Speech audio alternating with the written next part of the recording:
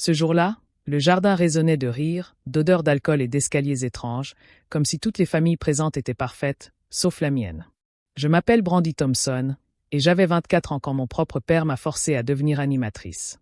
L'odeur de viande grillée mêlée à celle de la bière bon marché emplissait l'air. Les gens riaient trop facilement, trop fort, comme si rien de laid ne pouvait exister au grand jour. J'étais près de la table en plastique quand j'ai entendu mon père rire, une bouteille à la main, parlant plus fort que quiconque. Il commençait à raconter de vieilles histoires de famille qui n'étaient jamais vraiment drôles, seulement humiliantes quand j'étais impliqué. Soudain, il éleva la voix si haut que tout le jardin l'entendit et lança. « Qui veut échanger ma fille? Elle est facile à vivre et ne demande pas grand-chose. » Les gens riaient sans réfléchir. Certains s'étouffaient presque avec leur verre. J'ai senti le sang me monter aux joues, non pas de surprise, mais parce que cette fois, c'était plus fort, plus clair, plus public. Puis une voisine plus âgée, dont tout le monde savait qu'elle n'avait pas d'enfant, prit la parole derrière moi. Sa voix était calme, posée et sérieuse. « Je la prends. » Les rires s'estompèrent, mais personne ne cessa de sourire. Papa essaya de rire avec elle pour le cacher, mais sa voix se brisa légèrement lorsqu'elle s'approcha et le regarda droit dans les yeux. « Alors, à quelle heure dois-je venir la chercher ?» Plus personne ne rit. Tous les regards se tournèrent vers moi. Tous attendaient que papa trouve une solution, quelque chose d'intelligent, quelque chose qui arrangerait les choses. Il resta figé, serrant son biberon contre lui comme si c'était la seule chose qui le soutenait. Avant de vous raconter la suite, n'oubliez pas de liker cette vidéo, de vous abonner à la chaîne et de rester jusqu'à la fin, car ce qui suivit changea à jamais mes relations familiales. J'ai appris très tôt qu'être une fille signifiait être comparée, corrigée et mise de côté. Dès que j'ai pu me souvenir clairement de quelque chose, ma place à la maison a toujours été à côté de quelqu'un de meilleur, de plus bruyant, de plus impressionnant. La première personne que tout le monde regardait avec fierté était mon frère Nathan, qui avait déjà été désigné comme le centre de l'attention avant même que je comprenne ce que cela signifiait. On le décrivait comme sûr de lui, doué à l'école, naturellement sociable, le genre d'enfant avec qui les invités aiment discuter, tandis que moi, on me demandait de rester tranquille ou d'aider en cuisine pour éviter les plaintes. Papa ne nous comparait jamais avec cruauté dans la voix, mais le sous-entendu était toujours suffisamment blessant. Quand Nathan rentrait à la maison avec de bonnes notes, papa le félicitait bruyamment devant toute la famille. Quand mes notes étaient similaires, voire meilleures, il hochait la tête une fois et me disait que je devrais apprendre à être plus extraverti comme lui. J'ai commencé à comprendre que mon travail était attendu, tandis que le sien était célébré, ce qui m'a appris très tôt que la réussite n'avait pas la même signification pour nous deux. À la maison, les responsabilités m'ont été transférées sans aucune concertation. On me demandait de faire le ménage plus souvent, d'organiser les petites tâches ménagères, de me souvenir des horaires, de veiller à ce que tout se déroule sans accroc quand maman était fatiguée. Nathan avait une liberté qu'on qualifiait de confiance, ce qui signifiait qu'il pouvait sortir quand il voulait, traîner avec ses amis, éviter les corvées sans qu'on lui pose de questions. J'ai appris à ne pas demander pourquoi c'était juste, car les questions étaient perçues comme de l'attitude plutôt que de la curiosité. Maman élevait rarement la voix, mais son silence était plus important que les cris. Lorsqu'une dispute éclatait, elle évitait les longues conversations avec moi, préférant apaiser les tensions en me demandant d'être compréhensive ou patiente. Ma frustration était considérée comme passagère, comme quelque chose qui s'estomperait si j'arrêtais d'en parler. Avec le temps, j'ai cessé d'essayer d'expliquer à quel point je me sentais ignorée, car ces réactions m'avaient conditionné à croire que mes sentiments étaient gênants. Cette habitude de me taire ne s'est pas installée du jour au lendemain. Elle s'est construite lentement, par petites doses successives, jusqu'à ce que le silence paraisse plus sûr que l'honnêteté. J'ai remarqué que lorsque j'étais silencieuse, la maison restait silencieuse. Lorsque j'essayais de me défendre, la tension persistait. J'ai appris à peser mes mots. Puis, finalement, j'ai appris à les taire complètement. C'est cette version silencieuse de moi-même que tout le monde préférait. J'ai aussi appris à remplacer mes attentes par la persévérance. Au lieu d'attendre des compliments, je me suis entraînée à travailler sans éloge. Au lieu d'espérer justice, j'ai adapté ma façon de penser pour ne pas être déçue. Je suis devenue observatrice plutôt qu'expressive, prudente plutôt qu'ouverte, prudente plutôt qu'honnête. Ces qualités m'ont aidé à survivre émotionnellement, mais elles m'ont aussi appris à me replier sur moi-même là où j'aurais dû m'épanouir. En vieillissant, le silence était devenu plus qu'une habitude. C'était comme une règle inscrite dans ma respiration, ma façon de m'asseoir à table, ma façon de réagir à la déception. Je me persuadais que ma discrétion protégeait mon entourage de tout malaise. Je croyais qu'en prenant moins de place, la famille resterait équilibrée, calme et prévisible. Cette croyance m'a accompagnée pendant des années, façonnant ma façon de parler, d'écouter et même ma façon d'accepter d'être traitée comme une moins importante. Une fois que j'ai commencé à travailler à temps plein, j'ai cru que les choses allaient enfin changer. J'ai quitté le domicile familial plus tôt que la plupart des jeunes de mon âge, non pas parce que j'étais rejetée, mais parce que je refusais de dépendre de quelqu'un qui me considérait déjà comme inférieur. J'ai décroché mon premier vrai travail alors que mes amis pensaient encore aux fêtes étudiantes. Et j'enchaînais les longues journées de travail avec des cours du soir, persuadé que l'indépendance me vaudrait enfin le respect de ma famille. J'éprouvais une fierté discrète à savoir que je subvenais à mes propres besoins, à mes propres vêtements, à mon propre sentiment de stabilité, même si je ne l'exprimais jamais ouvertement. Même sans que personne ne me le demande, j'envoyais de l'argent à la maison chaque mois. Je ne le criais pas sur tous les toits et n'attendais aucun compliment, car au fond de moi, j'espérais que ce geste parlerait plus fort que n'importe quel mot. Je gérais mon budget avec soin, si bien que les virements n'ont jamais manqué. Sachant que le loyer, les courses, l'électricité et les attentes tacites m'attendaient de l'autre côté de mon compte bancaire, je me persuadais que le soutien passait par la présence, et que cette présence pouvait, avec le temps, changer le regard que les autres portaient sur moi. Quand maman ou papa tombaient malades, je m'adaptais sans hésiter. Je demandais des congés sans solde. Je repoussais les échéances. Je rentrais tard le soir après de longues journées de travail et restais assise en silence dans les salles d'attente des hôpitaux, tandis que la lumière crue des néons me vidait de toute mon énergie. Je leur apprenais à cuisiner des repas simples quand ils étaient trop fatigués pour s'occuper de salles de bain qui n'avaient pas été nettoyées depuis des semaines, et je les conduisais à leurs réunions en faisant comme si la fatigue était une fatalité. Nathan était rarement présent quand de vraies responsabilités se présentaient. Son absence n'était pas assez flagrante pour provoquer des disputes, mais suffisamment régulière pour être remarquée par quiconque y prêtait attention. Je voyais des chaises vides aux réunions de famille, le silence au lieu du soutien quand il fallait prendre des décisions, et je portais le poids de tout gérer seul en faisant semblant que c'était naturel pour moi. Il était là quand c'était facile, quand les rires remplissaient la pièce, et quand la pression était suffisamment faible pour que personne ne pose de questions sérieuses. Pourtant, je pensais que mes efforts finiraient par changer le regard que papa portait sur moi. J'imaginais une conversation tranquille où il admettrait enfin que j'étais devenue forte, fiable et digne de respect. Chaque petit sacrifice était comme une brique invisible de plus sur le pont que j'essayais de construire entre nous. Chaque soirée tardive, chaque dollar envoyé, chaque kilomètre parcouru pour rentrer à la maison véhiculait le même message silencieux que je ne savais pas comment exprimer autrement. La déception ne s'exprimait jamais à voix haute. Elle s'installait lentement, comme la poussière qui s'accumule sur les surfaces qu'on nettoie chaque jour sans jamais les enlever complètement. Personne ne me remerciait. Personne ne reconnaissait le prix à payer. Personne ne disait remarquer les efforts que j'avais cessé de faire pour moi-même afin que les autres soient à l'aise. Je souriais aux repas de famille, j'écoutais des blagues idiotes et je retournais sans cesse dans cette maison où ma valeur restait invisible, quels que soient mes efforts. Au fond de moi, je commençais à comprendre que l'amour, mesuré uniquement à l'aune des efforts, peut se transformer en une solitude silencieuse qui passe inaperçue. Cet après-midi de fin d'été, tout a explosé au grand jour. Je suis retournée à la maison ce jour-là parce que ma mère m'avait envoyé un message pour me dire que ce serait bien que je vienne pour une fois. Et même si je savais que ces mots étaient plus pesants que chaleureux, je me suis dit que peut-être cette fois-ci serait différente. Le jardin résonnait déjà de voix familières avant même que je ne franchisse le portail, et je sentais la tension habituelle s'installer dans mes épaules, comme toujours lorsque j'entrais sur ce terrain. C'était la première fois que je remarquais notre voisine, Carla Hay, une femme sans enfant, debout près de la clôture, observant la foule d'un regard calme et concentré qui contrastait avec l'ambiance bruyante qui l'entourait. Papa buvait depuis des heures quand le barbecue commença à attirer tout le monde, et son rôle préféré était toujours le même: transformer les moments en famille en anecdotes hilarantes. Tandis que je faisais semblant de ne pas être dérangé, il leva sa bouteille et lança assez fort pour que tout le monde l'entende. « Qui veut échanger ses filles ? La mienne est facile à donner. Ça ne coûte pas cher de la garder. » Les gens autour de lui rirent machinalement, non pas parce que c'était vraiment drôle, et je sentis ma mâchoire se crisper tandis que mes mains restaient immobiles le long de mon corps. Ce qui changea l'atmosphère, ce ne fut pas ma réaction, mais la voix de Carla, qui s'éleva calmement derrière le cercle. Elle dit « Je la prends ». Au début, les rires s'estompèrent au lieu de s'arrêter, car la plupart des gens pensaient encore que cela faisait partie de la plaisanterie, mais Carla s'approcha et regarda papa droit dans les yeux sans sourire. Son ton restait imperturbable lorsqu'elle ajouta « Alors, à quelle heure dois-je venir la chercher ?»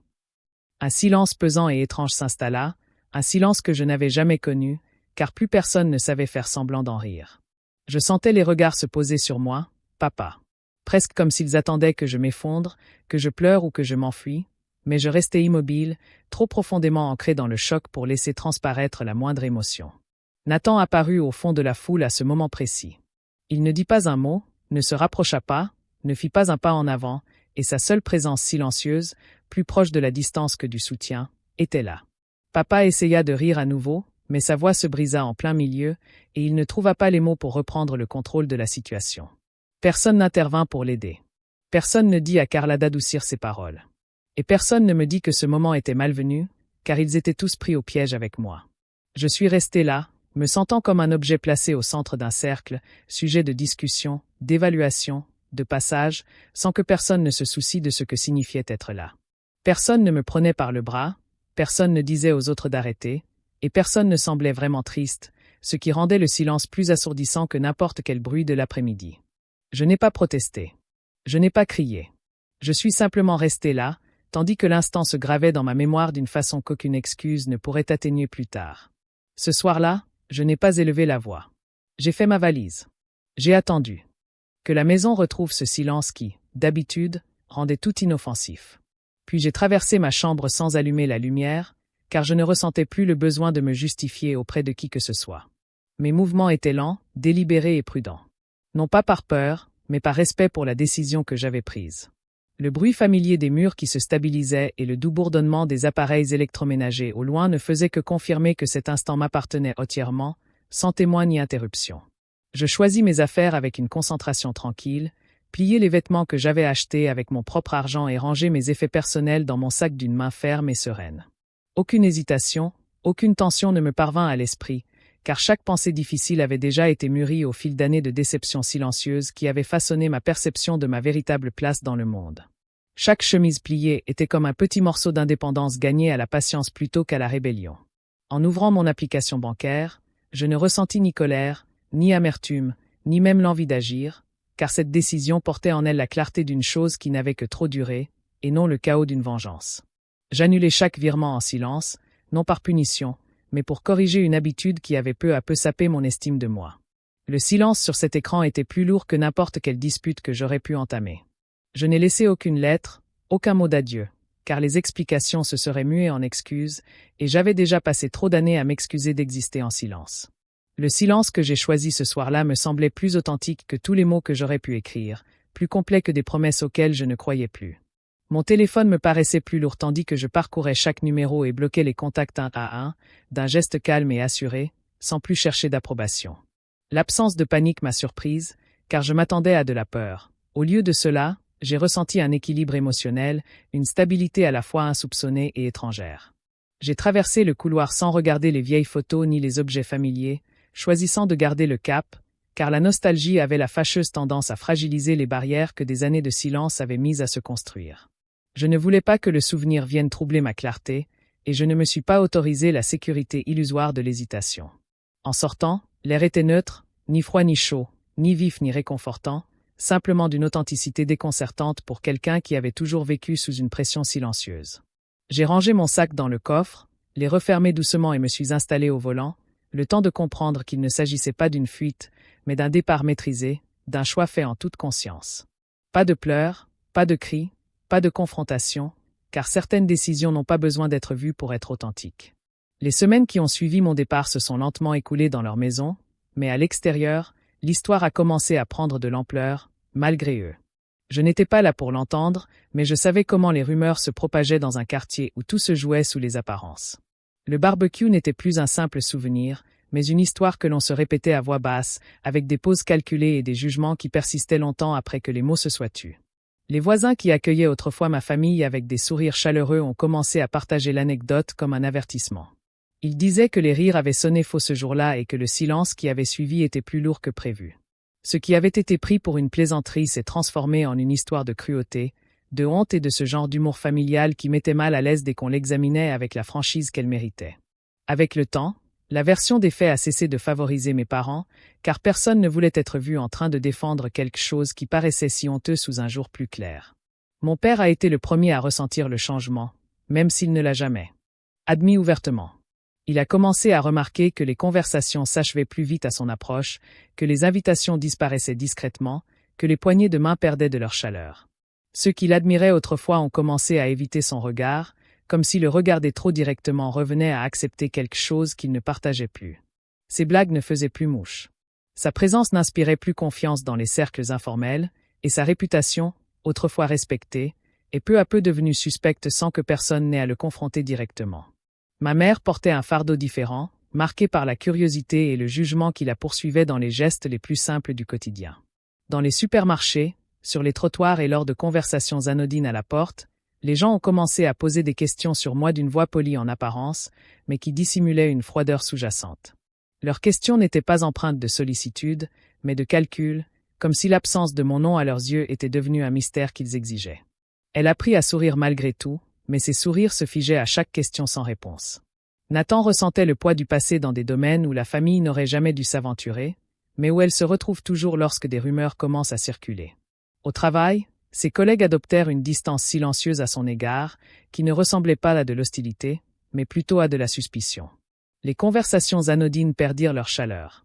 Les promotions se firent plus rares et les plaisanteries à son sujet commencèrent à se traduire par des ombres grandissantes. On n'aime pas s'attacher à des familles instables, et il devint le symbole d'un mal qu'il ne pouvait réparer.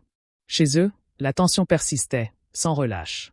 Point de conversations apaisantes ou de réflexions, seulement une pression silencieuse qui planait entre eux pendant les repas et s'étirait jusqu'au bout de la nuit. Ce manque de confort habituel exacerbait les difficultés. Car sans personne pour adoucir les aspérités, les petits problèmes devenaient insupportables.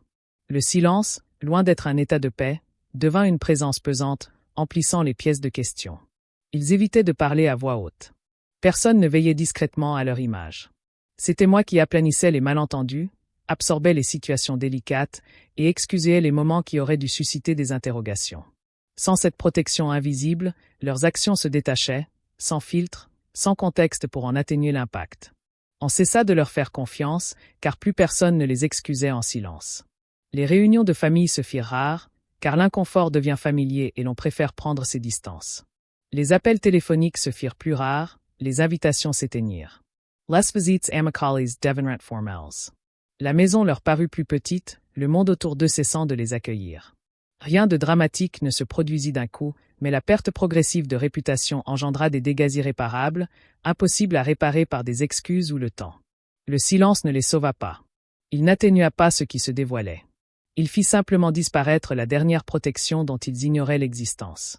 1 an plus tard, je cessai de me justifier. Ma vie commença à retrouver sa véritable essence, d'une manière discrète. Grâce à des routines que j'ai instaurées seule. Grâce à des matins qui n'appartenaient qu'à moi. Grâce à des choix qui ne nécessitaient plus l'approbation de visages qui ne me regardaient jamais vraiment. J'ai travaillé régulièrement, géré mes finances avec discipline, épargné mes revenus, payé mon loyer, souscrit mes assurances, assumé toutes les responsabilités qui me paraissaient autrefois insurmontables, lorsque je vivais dans une maison où j'étais relégué au second plan. J'ai appris à faire confiance à mon propre jugement sans attendre de confirmation. Car la survie m'avait appris que dépendre du silence des autres ne faisait que me rabaisser. J'ai ouvert mon premier compte épargne personnelle sans en parler, signé des contrats seul, sans appeler personne pour me rassurer. J'ai pris des décisions professionnelles guidées par la logique plutôt que par la peur. J'ai élaboré un emploi du temps qui favorisait mon épanouissement au lieu de le freiner. La stabilité financière n'était plus un rêve lointain. Elle est devenue un socle solide et silencieux. Ma vie sociale a évolué lentement, non par des gestes spectaculaires, mais par de petits moments qui semblaient naturels. J'ai rencontré des gens au travail, lors de conversations informelles dans des cafés, autour d'intérêts communs qui ne nécessitaient ni confession ni démonstration d'émotion. J'ai choisi des conversations équilibrées, où personne ne me voyait comme brisé, où personne n'avait besoin que je simule la douleur pour être accepté. J'ai commencé à apprécier la compagnie neutre, les rires légers, une présence ordinaire, le confort de ne pas être incomprise. Une personne est entrée discrètement dans mon quotidien. Mon amie proche, Émilie, se tient à côté de moi à la caisse du supermarché, se plaignant du prix des fruits. Elle n'a pas cherché à me sauver, ne m'a pas posé de questions personnelles, ne m'a pas traité comme un projet à résoudre. Au fil du temps, nous avons déjeuné ensemble après le travail, partagé nos pensées quotidiennes, parlé de séries, de livres, de la météo, du travail, du stress, des petits tracas qui rendent la journée plus humaine. Elle ne m'a jamais forcé à parler de mon passé, car elle n'a jamais eu besoin de porter la responsabilité de mon histoire pour se sentir proche de moi. J'ai cessé d'avoir soif de reconnaissance comme avant, car ce besoin de validation s'est peu à peu estompé lorsque j'ai compris que le silence n'était pas synonyme d'échec. Il était synonyme de paix. Je ne mesurais plus ma valeur à l'aune des réactions, des messages, des appels manqués, des mots non dits. Le manque de reconnaissance est devenu normal, puis confortable, puis libérateur. J'ai cessé de ressasser des conversations imaginaires, d'expliquer mes choix intérieurement, de me défendre contre des accusations invisibles. Mon estime de moi s'est transformée en quelque chose de plus paisible, de plus stable, de plus personnel. J'ai cultivé des habitudes qui reflétaient la personne que je voulais devenir. Me lever tôt par respect pour mon temps, mieux manger par respect pour mon corps, car la force était authentique, non pas pour impressionner qui que ce soit. Ma confiance a cessé d'être un espoir. Je l'ai cultivée à ma façon, sans cérémonie, sans témoin. J'ai traversé des lieux de mon passé sans me retourner, non par colère, mais parce qu'il n'y avait rien à quoi revenir. Je n'ai pas cherché à clore le chapitre, car la paix s'était installée en moi naturellement lorsque j'ai choisi la distance. Je n'ai pas cherché d'excuses, car ma sérénité n'avait rien à voir avec des mots prononcés trop tard ou des aveux qui n'auraient rien changé. J'ai accepté que certains chapitres ne soient pas faits pour être rouverts, seulement pour être considérés comme clos. Je n'éprouvais aucune envie d'y retourner. Pas de fantasme de réconciliation, pas d'avenir imaginaire où tout finirait par avoir un sens. Je savais que le retour ne m'apporterait aucun réconfort. Il ne ferait que rouvrir des blessures qui n'avaient plus leur place dans ma vie. Choisir de m'affirmer était devenu une habitude quotidienne, non pas un événement dramatique, ni une protestation, ni une prise de position. C'était simplement ma façon de vivre. Au bout d'un an, je ne me sentais plus comme une personne qui avait fui. Je me sentais comme une personne arrivée à destination. Le temps n'avait pas adouci les choses. Il avait mis en lumière ce que je méritais. Le monde de papa s'est rétréci d'une manière inattendue. Non pas par des confrontations dramatiques, mais par une distance silencieuse qui s'est lentement répandue dans le quartier comme un brouillard tenace. Les gens qui l'accueillaient autrefois avec des sourires chaleureux ont commencé à raccourcir leur conversation, puis à éviter son regard, puis à traverser la rue. Ils s'asseyaient seuls sur le perron, fixant de plus en plus souvent un espace qui semblait s'agrandir de semaine en semaine, apprenant trop tard que le respect peut disparaître sans bruit, sans prévenir, sans seconde chance. Maman portait sa culpabilité d'une manière qui ne ressemblait jamais à du regret. Un malaise persistant la suivait partout, dans les supermarchés, les allées de l'église, ses promenades matinales. Ses voisins, autrefois si familiers, s'arrêtaient désormais pour lui poser des questions prudentes, polies en apparence mais empreintes de jugement. Elle ne demanda jamais pardon ouvertement, non par force, mais parce qu'elle savait qu'elle n'en avait plus le droit. Le silence lui répondit avec une franchise que je n'aurais jamais pu égaler. Nathan ressentit les dégâts là où la réputation comptait le plus, surtout dans le milieu professionnel où l'image va souvent plus vite que la vérité. Ceux qui louaient sa fiabilité commencèrent à le percevoir différemment, d'un œil qu'ils ne pouvaient ni contrôler ni rectifier. Les réunions devinrent plus froides, les conversations plus courtes, les opportunités plus rares. Jamais accusé directement, jamais confronté ouvertement, pourtant ce changement de ton lui disait tout. Certaines tâches sont invisibles, mais elles marquent à jamais le regard des autres. Je ne suis pas retourné réparer ce que je n'avais pas brisé. Je n'ai pas cherché à me justifier auprès de ceux qui m'ignoraient au moment où j'en avais le plus besoin. J'ai choisi de ne pas me réconcilier car la paix ne vient pas de l'explication de la douleur à ceux qui la traitaient comme un spectacle. J'ai compris que la fin d'une relation ne requiert ni conversation, ni excuse, ni compréhension mutuelle. Parfois, elle exige une distance que l'on maintient, même lorsque les souvenirs tentent de l'adoucir. La paix que j'ai construite est née de l'absence, non de la compensation de matins paisibles et sans tension, de soirs où mes pensées ne m'épuisaient plus. J'ai cessé de mesurer ma valeur à l'aune des réactions, de me comparer aux autres, d'espérer une reconnaissance qui n'est jamais venue. Rompre les liens n'a pas été perçu comme de la cruauté. C'était comme un respect de soi qui s'est lentement forgé au fil de décisions personnelles. Je n'ai ressenti ni haine ni triomphe. Ce qui est resté en moi était plus simple, plus stable, plus authentique. J'ai ressenti de l'espace là où régnait la pression. J'ai ressenti la maîtrise là où régnait la confusion. J'ai ressenti le calme là où régnait la défense constante. Choisir la distance m'a offert une vie authentique, sans avoir besoin d'approbation. La famille ne se définit pas par les liens du sang, mais par le respect mutuel, car un contact sans dignité conduit lentement à l'isolement. Le silence peut devenir une forme de survie quand on ignore les mots, et la distance, une forme de guérison quand l'amour est perçu comme une faiblesse. La leçon la plus difficile est d'apprendre que s'éloigner n'est pas un échec, mais une force qui se construit discrètement grâce à des limites qui protègent votre avenir. Choisir de s'aimer n'est pas faire preuve d'égoïsme. Cela vous rend entier. Merci de m'avoir accompagné tout au long de ce récit et d'avoir pris le temps d'en ressentir le poids avec un cœur ouvert. Si un aspect de ce parcours vous a semblé familier, je vous invite à partager vos réflexions dans les commentaires afin que d'autres puissent savoir qu'ils ne sont pas seuls. Votre voix compte plus que vous ne le pensez, et votre histoire mérite d'être entendue. Oui.